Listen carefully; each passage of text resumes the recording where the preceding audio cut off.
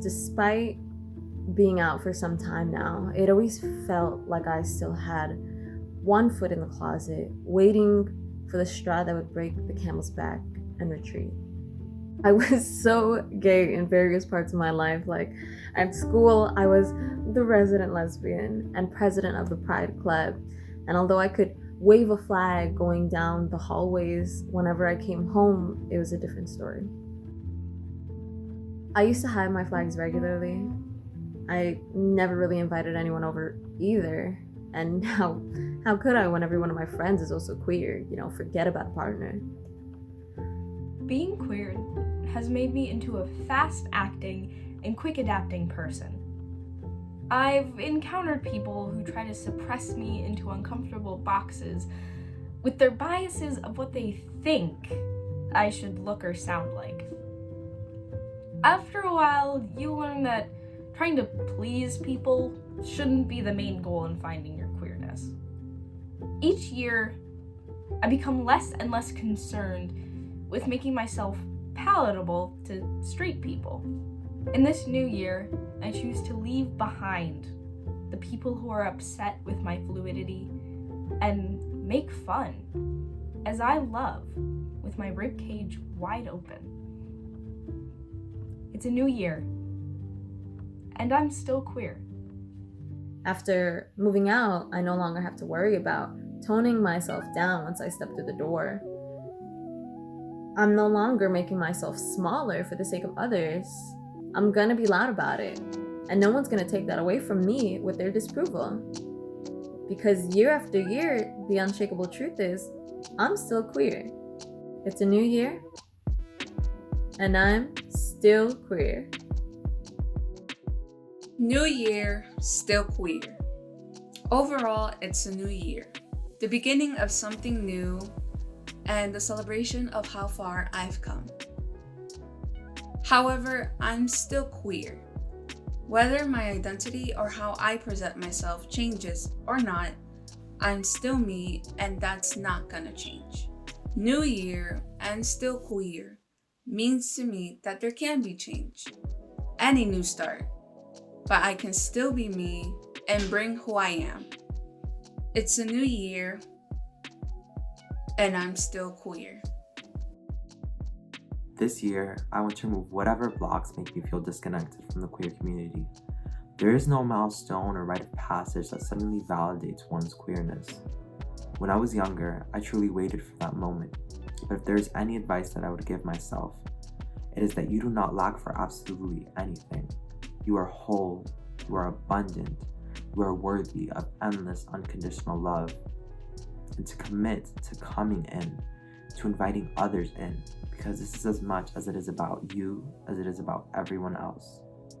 It's a new year, and I'm still queer. New Year Still Queer means that I'm still growing, I'm still evolving, I'm still me and I always will be.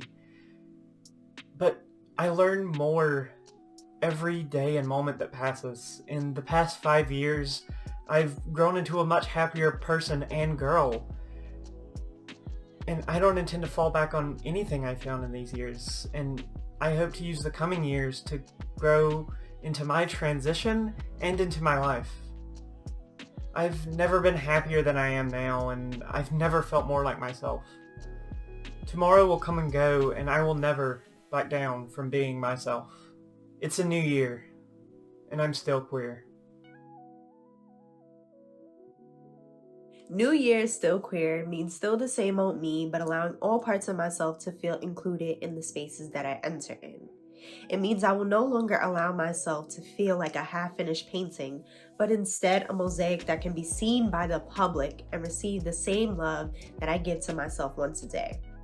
Now I know there's 365 days in a year, so I'll be sure to not rush myself and remain patient. Because new year, still queer, still the same old me. It's a new year, and I'm still queer. Still in control of my passions. It means all the rules and opinions don't shake or rattle my passions. It means I remain passionate, inspiring, ever-changing, still queer. Still allowing myself to be responsible for what makes me happy, responsible for what keeps me passionate in myself, for owning who I am. New year, still queer. New year, still questioning. New year, still passionate, still learning, still curious, still me. It's a new year, and I'm still queer. This past year has been actively traumatizing for LGBT plus people. If not personally, then certainly as a whole, all of us have experienced grief and fear over what comes next. Being in quarantine has made it infinitely harder because I and many other queer people no longer have that physical connection to our community that we so often need to heal.